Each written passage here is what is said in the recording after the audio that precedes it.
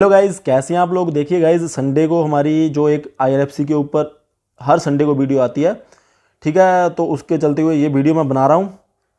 तो गाइज देखिए, सबसे पहले मैं आपको बात बता दूँ, क्लियर कर दूँ, जो इस वीडियो में डिस्कशंस होने वाली है, जो पिछले वीक में हुआ उसके बारे में डिस्कशंस होंगी, और थोड़ा सा आगे कैसी हमें मेंटालिटी रखनी चाहिए उसके बारे में डिस्कशंस होंगी। तो आप उसी के अकॉर्डिंगली 8 मिनट दे देना इस वीडियो को देखने के लिए। और गैस देखिए, मिड वीक में भी मैं एक IRFC के ऊपर वीडियो बना देता हूँ, वो इसलिए क्योंकि जो भी अपडेट्स आए होते हैं उनके लिए, ठीक है। तो सो दैट कि आपको वो इन्फॉर्मेशन पहुंच जाए। तो अब गाइस देखिए, बात क्या निकल के आ रही है, जो पिछले वीक की बात निकल के आ रही है। सबसे पहले आप देख लीजिए, पिछले एक हफ्ते में ये ना 2% नीचे गया, जबकि इसने अपने 24 रुपये 25 पैसे के हाई भी बनाए थे, जो पिछले 1-2 महीने के हाईस थे। तो उसके बाद ये सीधा नीचे आ रहा है। क्यों आ रहा है वो आपको पता ही है कि फिच की BBB की नेगेटिव रेटिंग आ गई थी, और उसके चलते लोगों ने ना थोड़ा सा बेचना स्टार्ट कर दिया, ठीक है। अब देखिए, मैं आपको पहले से बात क्लियर कर चुका हूँ कि जो BBB की नेगेटिव की रेटिंग है वो ऐसा कोई दिक्कत वाली बात नहीं होती। वो मैंने डेडिकेटेड वीडियो बना दी थी, फिर भी लोग इसमें प्रेशर डाल रहे हैं, सेलिंग प्रेशर डाल रहे हैं। वो उनकी खुद की राय है, हम तो उनको कुछ बोल नहीं सकते। अब गाइस देखिए, एक और मैं आपको बात बता दूं। अभी मुझे किसी बंदे ने पूछा कि सर देखिए 10 डे SMA से नीचे चला गया ये स्टॉक, ठीक है, तो क्या इसमें वीकनेस आ जाएगी। तो मैंने बोला कि भाई साहब, आपने लॉन्ग टर्म के लिए लिया है या फिर आपने शॉर्ट टर्म के लिए। तो बोल रहे हैं कि लॉन्ग टर्म। मैंने कहा भाई, आपको 10 डे SMA 20 डे SMA का मतलब नहीं होना चाहिए, ठीक है। 10 day SMA 20 day SMA technically हमने तब देखना है अगर हम इंटरडे करें या हम शॉर्ट टर्म चल रहे हैं, बिल्कुल शॉर्ट टर्म। अगर हम चल ही लॉन्ग टर्म रहे हैं तो हमें तो भाई टेक्निकली का तो मतलब ही नहीं बनता, क्योंकि आज कुछ टेक्निकली शो होगा, कल कुछ और होगा शो। तो गाइस देखिए, मैं आपको भी यही रिक्वेस्ट कर रहा हूँ। अगर आप देखिए, बहुत सी जगह से हम चीज़ें सुन के आ जाते हैं कि भाई टेक्निकली ये वीक हो गया, ये हो गया, या फिर टेक्निकली इसको ये रेटिंग मिल गया। तो वो चीज़ें ना लॉन्ग टर्म वालों के लिए एग्जिस्ट नहीं करती, ठीक है। अगर आप लॉन्ग टर्म वाले हो तो आपके लिए वो चीज़ें एग्जिस्ट नहीं करती है। अगर आप लॉन्ग टर्म वाले हो तो आपका जस्ट जो आपने 8 से 10 साल या 5 साल जितने भी देने हैं ना, आपको जिस साल में आपको वो फंड निकालना है जो IRFC में लगाया होगा, उस साल की रेटिंग देखनी है कि भाई उस साल में इसकी कैसी हाइप बनी हुई है। फिलहाल के लिए टेक्निकली थोड़ा सा वीक है, हफ्ते बाद 2 हफ्ते बाद स्ट्रॉन्ग हो जाएगा, तो भाई वो चीज़ें तो चलती रहेंगी ना, अप्स एंड डाउन्स तो आते रहेंगे मार्केट में, और इस पर्टिकुलर शेयर के ग्राफ में भी अप्स एंड डाउन्स तो आते ही रहेंगे। तो गैस देखिए, ये तो होगी बात पिछली की, पीछे क्या हुआ, जो लोगों की मेन क्वेरीज निकल के आ रही थी वो क्या थी, उनके बारे में मैंने बात कर दी। देखिए, मैं आपको पहले वीडियो स्टार्ट होने से पहले आपको बता चुका हूँ कि पिछले हफ्ते में जो क्या हुआ है और लोगों की जो क्वेरीज निकल के आ रही हैं उनके बारे में डिस्कशंस करेंगे।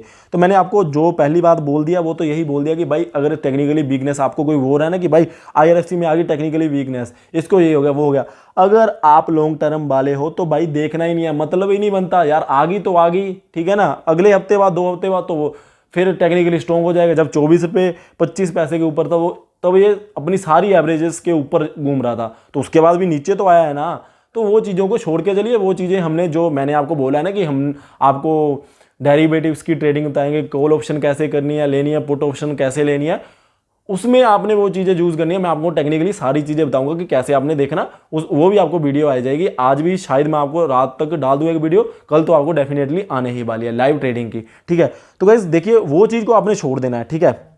आपने देखना नहीं है कि भाई टेक्निकली कैसा हुआ है, अगर आप लॉन्ग टर्म वाले हो, ठीक है। अब गाइस देखिए, नेक्स्ट मंथ इसके रिजल्ट्स आ रहे हैं, ठीक है। नेक्स्ट मंथ रिजल्ट आ रहे हैं, तो मैं आपको एक 101% बात बोल दूँ। देखिए गाइस, इसी वीडियो को मैं आपको दिखाऊंगा जब रिजल्ट्स आ जाएंगे, ठीक है। मैं आपको बता दूं कि जो इनका 9 मंथ का डाटा है ना, हमने उसको कंप्लीटली स्टडी किया है। जो इनकी ग्रोथ रेट चल रही है या फिर आगे ग्रोथ रेट होगी, उसके अकॉर्डिंगली ना मैं आपको डेफिनेटली बोलूं तो इसमें 10 से लेकर 12% की ग्रोथ देखने को मिलेगी, ठीक है। मैं डाटा की ओर भी लेकर चलूंगा आपको इसी वीडियो में, ठीक है। तो गाइस देखिए, आप उसी अकॉर्डिंगली अगर आप यहाँ पे पोजीशन बनाना चाहते हो तो बना सकते हो। देखिए गाइस, मैं आपको फिर से वही बात बोल रहा हूँ, 23 रुपये 45 पैसे के ऊपर स्टॉक है ये। अगर जैसे इनकी अनाउंसमेंट आएगी ना कि रिजल्ट्स आने हैं, अगर ये रैली में चला गया ना, देखिए अगर फिच की BBB नेगेटिव रेटिंग ना इसको 1 रुपये नीचे लेके आ सकती है ना, तो कोई ऐसी कोई न्यूज़ भी आएगी ना तो इसको 1 रुपये ऊपर भी लेकर जा सकती है कभी भी। तो आपके हाथ से निकल जाएगा अगर आप अभी भी वेट कर रहे हो कि मैं 22 पे लूँगा या 21 पे लूँगा। तो गैस मैं आपको बोल रहा हूँ, लॉन्ग टर्म के लिए किसी भी प्राइस पॉइंट पे एंट्री बना लोगे वो आपको महंगी नहीं रहेगी, ठीक है। अब मैं आपको बताऊंगा कि इसके जो रिजल्ट्स कैसे हो सकते हैं, ठीक है। देखिए गाइस, फैक्ट्स के बेसिस पे बोला जा रहा है, जो भी मैं बोल रहा हूँ ना, फैक्ट्स के बेसिस पे जो भी हमारे पास डाटा है उसके अकॉर्डिंगली बोल रहा हूँ। प्रोजेक्शंस है, ठीक है। प्रोजेक्शंस हम किस बेसिस पे लगा सकते हैं, हम जो डाटा पुराना डाटा होता है उसको एनालाइज करके ही प्रोजेक्शन लगा सकते हैं। प्योरली प्रोजेक्शन के बेसिस पे बता रहा हूं कि आपको इन फ्यूचर में कैसा रिजल्ट इसका हो सकता है, और उसके बेसिस पे देख लेना कि आपको 23 रुपये 45 पैसे पे इसमें एंट्री बनानी है या नहीं बनानी है लॉन्ग टर्म के लिए। गाइज फिर से वही बात बोल रहा हूँ, इंट्राडे या शॉर्ट टर्म में पैसा कमाना चाहते हो IRFC में, तो भाई इससे बढ़िया कोई और स्टॉक में चले जाइए या फिर डेरिवेटिव्स में चले जाइए, ठीक है, वहां से आपको अच्छा पैसा बन जाएगा। इस स्टॉक को रिस्पेक्ट दीजिए लॉन्ग टर्म के लिए, और आपको पैसा ये भी उतनी ही आपकी रिस्पेक्ट बनवा देगा शेयर मार्केट में लॉन्ग टर्म के लिए। ये मेरा आपसे 101% प्रोमिस है कि आपको बहुत ज़्यादा पैसा बन जाएगा। अब गाइस देखिए, मैं आपको लेके चलता हूँ कि जो इसके पिछले 9 मंथ्स के जो एनालिसिस करके देखता हूँ, डाटे को हम कंपेयर करके देखते हैं कि कैसे इसके रिजल्ट्स आ सकते हैं। तो गाइज देखिए, आपकी स्क्रीन के ऊपर आ रहे हैं जो हमारे पास 9 मंथ का डाटा है। देखिए गाइज, ये 9 मंथ का पिछले साल का डाटा है, ये वाला इस साल का 9 मंथ का डाटा है। तो गाइज देखिए, 9 मंथ तो हमारे पास एक्यूरेट है ही, ठीक है। अब 3 मंथ रह गए हैं। 3 मंथ को अगर मैं ऐसे सोचूं कि जैसा इस साल के 9 मंथ ने परफॉर्मेंस दिया वैसे ही देंगे, तो गाइज देखिए 9 to 9 को मैं अगर कंपेयर करूंगा ना, तो 23% के आसपास इनके जो रेवेन्यूज फ्रॉम ऑपरेशंस है ना, जो आप यहाँ पे देख सकते हो क्लियरली कि जो इनकी इंटरेस्ट इनकम है, जो इनकी बेसिकली इंटरेस्ट से ही इनकम आती है, तो 23% का ग्रोथ हो रखा है इंटरेस्ट इनकम में। तो गाइज 23% का पिछले 9 मंथ में ग्रोथ हो रखा है पिछले साल के 9 मंथ के कंपैरिजन में। अब गाइज देखिए, बात हमने ये समझनी है, जो 3 महीने रह गए हैं ना, जो जन फेब मार्च का हमारे पास डाटा नहीं है, अगर उसमें भी 23% के अकॉर्डिंगली ग्रोथ होगी पिछले साल के कंपैरिजन में, हो सकता है कि 20 के अकॉर्डिंगली हो जाए, 15 के हो जाए। ऐसा नहीं होगा कि भाई जो 9 महीने के 23% की ग्रोथ है उसको वो कंपनसेट कर देगा कि हाँ ये लॉस में चले जाएंगे। तो आपको 101% मैं बता दूं तो रेवेन्यूज में जो इंटरेस्ट इनकम है ना, उसमें आपको 23 से लेकर 25-26% की ग्रोथ, आपको 20 से लेकर 25 के बीच में लेकर चलिए, आपको ग्रोथ देखने को मिल जाएगी इसके रेवेन्यूज में जो इंटरेस्ट इनकम है। और वहीं अगर मैं दोस्तों प्रॉफिट की बात करूं, देखिए गाइज मैं आपको सीधी बात बोल रहा हूं, जो प्रॉफिट आफ्टर टैक्सेस है ना, आप यहाँ पे देखिए, यहाँ पे आप क्लियरली देख सकते हो कि उसमें भी 15 से 16% के आसपास की ग्रोथ हो रखी है इस साल के 9 महीनों में पिछले साल के 9 महीने के कंपैरिजन में।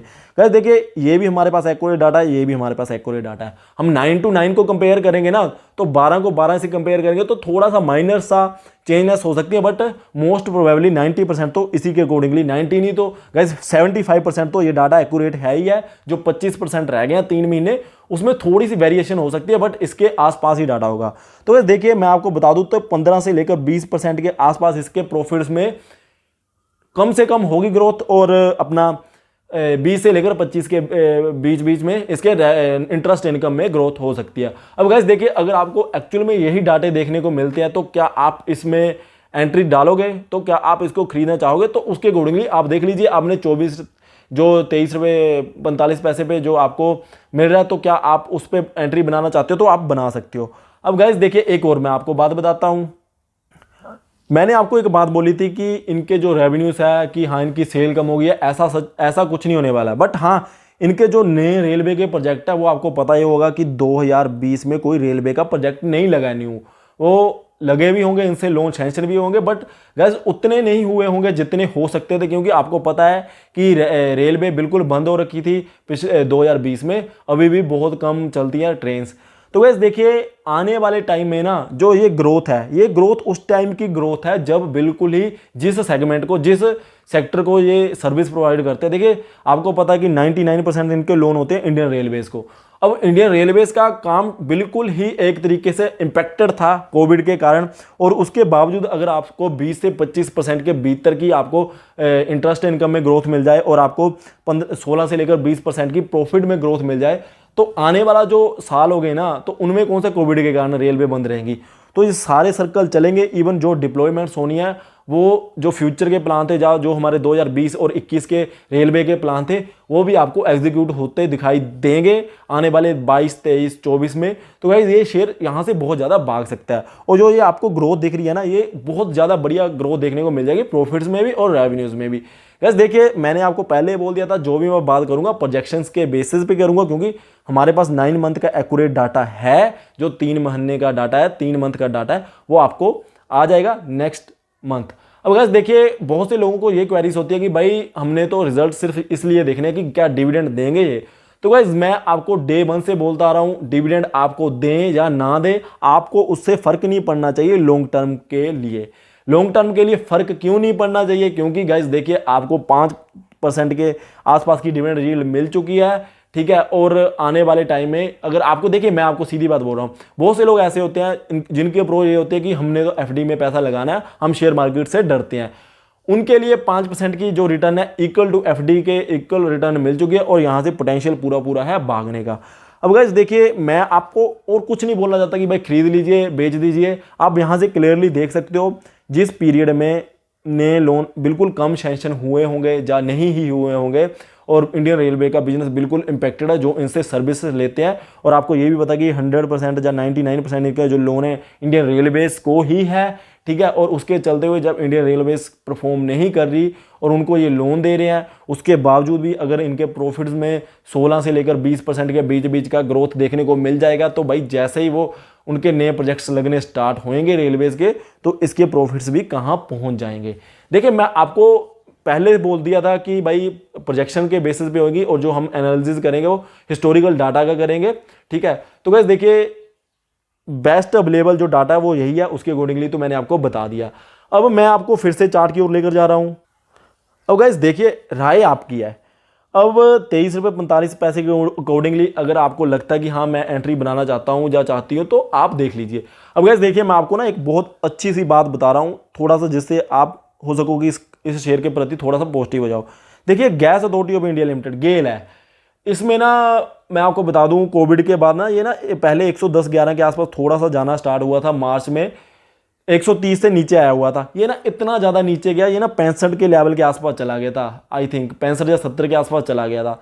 तो गाइस देखिए बाकी सारे शेयर भाग गए, ये शेयर रुका हुआ था क्योंकि मेरे पोर्टफोलियो में था, मुझे पता है मैं बहुत नीचे नीचे करके इसको एवरेज करता गया था। बहुत शेयर थे मेरे पास गेल के, ठीक है। मुझे ये पता था कि ये डिविडेंड भी देते हैं और ये बहुत बढ़िया भागेगा भी।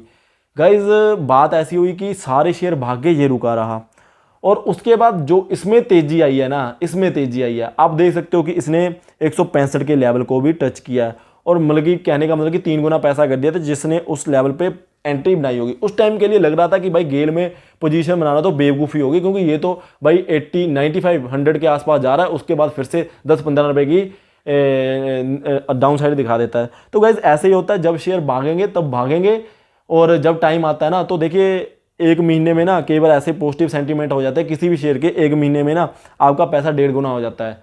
तो वो महीना कब होगा, 1 साल के अंदर, तो ऐसा तो है नहीं। ऐसा तो किसी का वो तो बाय लक हो सकता है कि किसी ने सोचा कि भाई मैं मई में या जून में या अगस्त में कभी भी मैं पोजीशन वालूँ और वही महीना हो उसका जिसमें उसने इतना भागना है। अब हो सकता है कि उसी महीने की तलाश में हम ये सोचे कि भाई जब वो महीना आ गया तब एंट्री बनाएंगे, तो ऐसा पता नहीं ना है, वो किसी का बाय लक वो उसी महीने में एंट्री बनाए हो जाए वो अलग चीज़ है, बट हमें तो इसमें एंट्री बना के रखनी ही चाहिए।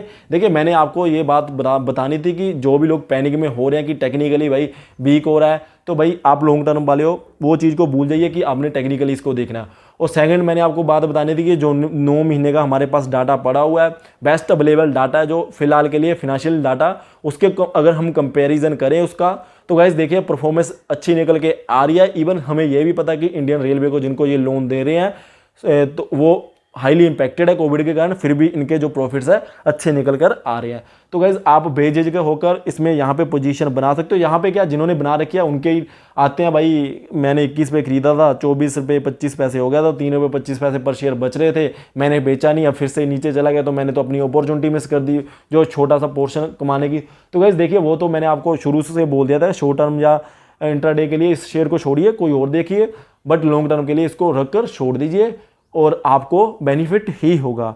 सो गाइज देखिए मैंने आपको कुछ बातें समझाने की कोशिश की है। अगर आपको बातें अच्छी लगी है तो वीडियो को लाइक कर दीजिए एंड बेल आइकन को प्रेस कर लीजिए सो दैट आपको ऐसी बातें मिलती रहे।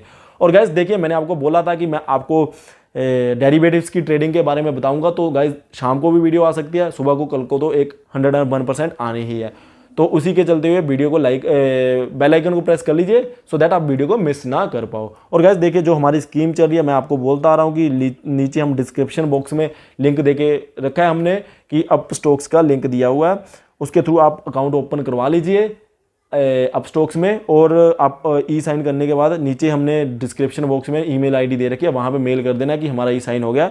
तो उससे आपको बेनिफिट क्या होगा, इसी शेयर के मिनिमम 10 शेयर तो आपको फ्री में मिलेंगे, इसी कंपनी के IRFC के मिनिमम 10 शेयर तो आपको फ्री में मिलेंगे हमारी तरफ के ओर से, हमारी तरफ से गाइज 10 जून से पहले वाले।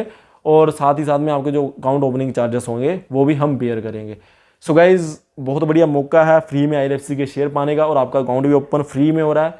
तो जाइए ऑफर का मजा लीजिए और फ़ायदा लीजिए। So thank you guys for watching. जय हिंद।